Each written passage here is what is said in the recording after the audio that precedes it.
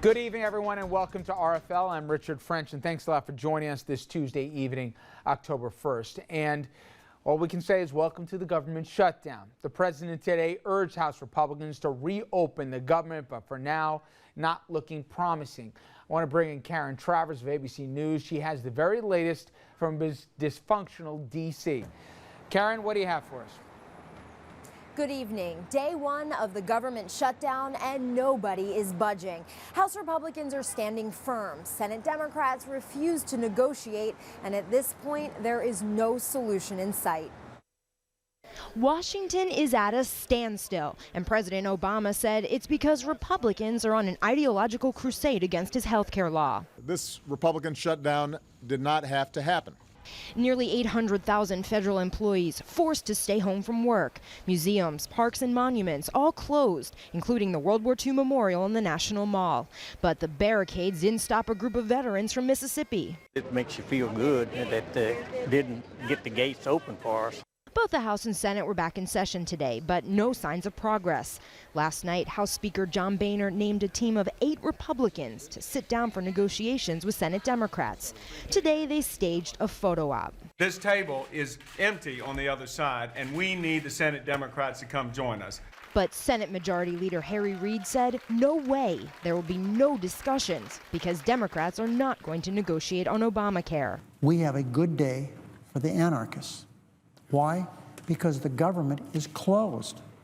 At this point, there is no end in sight, but there are growing rumbles among some Republicans that the House leadership needs to cave, put a bill on the floor that gets the government temporarily back up and running, but does not include any restrictions on Obamacare.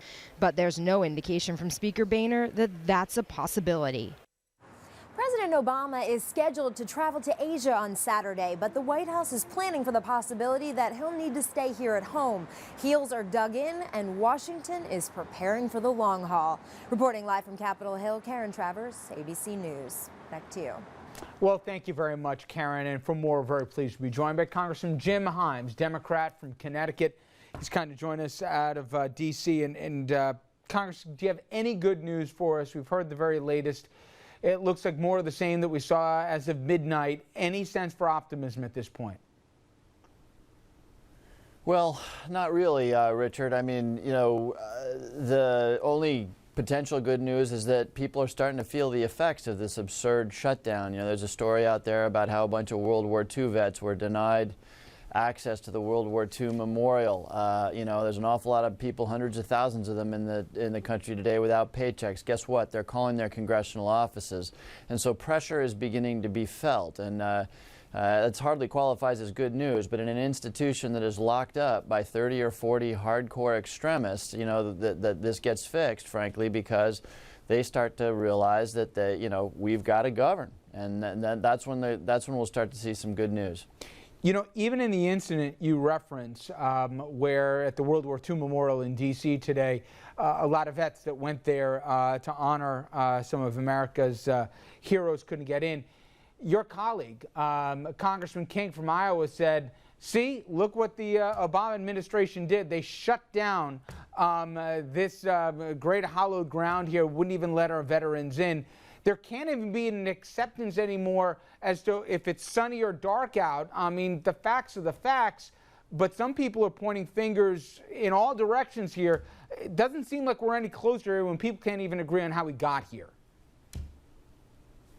Well, look, there's no mystery how we got here. And, the good news is the American public is a good deal more commonsensical than this incredible spin that is coming out of this place, and the spin that you hear on the cable news would have you believe. For all the spin, look, this is not a complicated situation. We've got a budget. We want to run the country with a budget. By the way, it's a budget number we all agree on. None of us are happy about it, but we all agree on the number in the budget.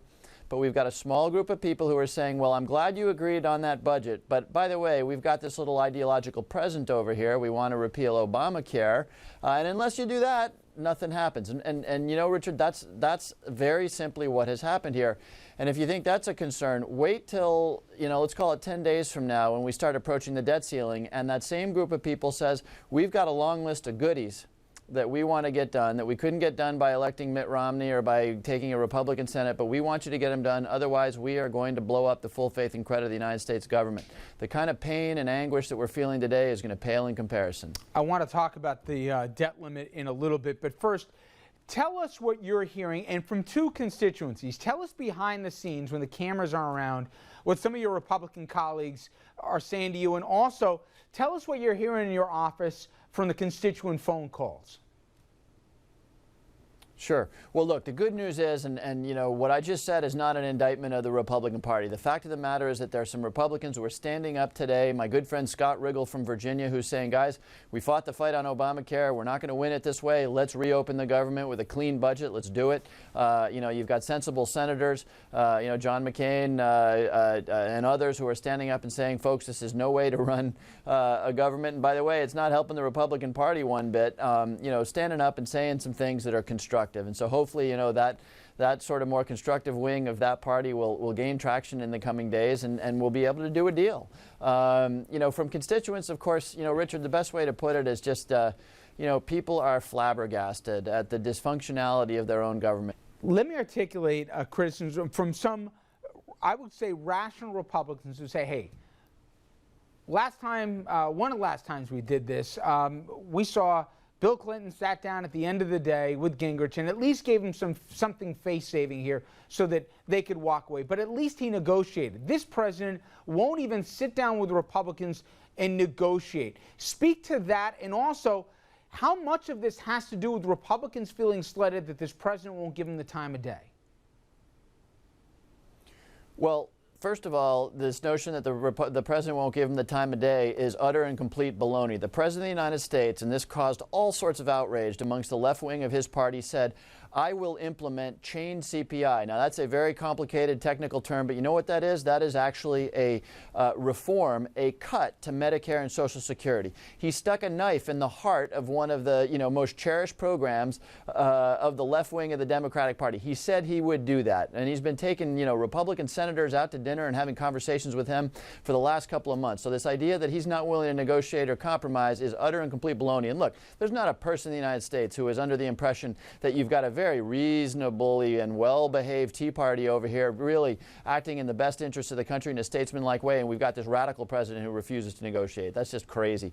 Now, you know, on the debt ceiling, the president has said, I will not negotiate, and he's right to do that. Never in the history of this country has the Congress gone to the president and say, we're only going to honor our obligations if you do X, Y, or Z, right? And the president was right when he said, look, someday there's going to be a Republican president. You really want a Democratic Congress going to that Republican president and saying, unless you pass an assault weapons ban, increase taxes on corporations, and do the following 6 things that we want, we're going to blow up the credit of the United States. That's no way to govern.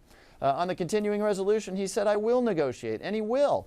You know, we're talking about a budget here, and, you know, he will negotiate on that budget. We'd all love to negotiate on the budget. But Obamacare is not part of this budget, right? And, you know, the notion that, you know, you're going to get this president of the United States whose signature legislative achievement passed into law, signed by the president, upheld by the Supreme Court, that he's going to say, okay, I'll negotiate making that go away. That's not a negotiation. He'll negotiate on the budget, but, you know, that's not what they're interested in doing. You know, there's a theory out there that says, hey, better now, where we get this fight out of everybody's system, than, as you said, in the 17th of this month when the debt limit comes out, because that is, you know, fiscal nuclear warfare. Break the fever now, they say, rather than let it drag, rather than have the fight in 2.5 weeks. Do you buy that, or are you scared, you know what, that what we're seeing now is going to go on for another 2-3 weeks and beyond? Yeah, well, yes, I do buy that. If there is a silver lining here, you know, it is, I think, that with each day that passes with a little bit of pain being felt in this building, I think it increases the probability that the adults will finally reassert themselves and will be able to navigate the debt ceiling, which, as you point out, is far more serious than a government shutdown. You know, by the way, it's not just Social Security checks and payment to the military. You know, you default on United States Treasury debt, which in the business world is known very literally as risk-free. you have done something that the universe has never seen before, and that could have a massive effect on financial markets around the world, and that means you're in my IRA and 401k and our college savings for our kids. You know, everything is on the line. So, you know, my friend Michelle Bachmann on the other side of the aisle, who said, you know, we've shut down the government, this is exactly what we've wanted. You know, if she said that about the debt ceiling and got a couple of friends of hers to say that about the debt ceiling, you know, we are talking about real danger there. But my hope is, just as you point out, that in the coming weeks, those people who have welcomed this government shutdown are going to see that it's caused some pain and again, maybe sober up a little bit so we can have a much more adult conversation about the full faith and credit when it comes up around the debt ceiling. Last thing, how do you think this thing ends? Well, I think it ends in one of two ways. One scenario is that the pain builds in the next week or so, and the Speaker of the House, John Boehner, a man for whom we're not all that similar politically, but I've got some real respect because he's done the one thing that his guys won't let him do, which is compromise. He says, look, we're going to fix this all in one big fell swoop. We're going to reopen the government. We're going to get the debt ceiling done. You know, my right-wingers, my Tea Partiers are going to be mad as hornets, but we're going to get it done because it's the right thing to do. He'll need to get some Democratic support to get that done.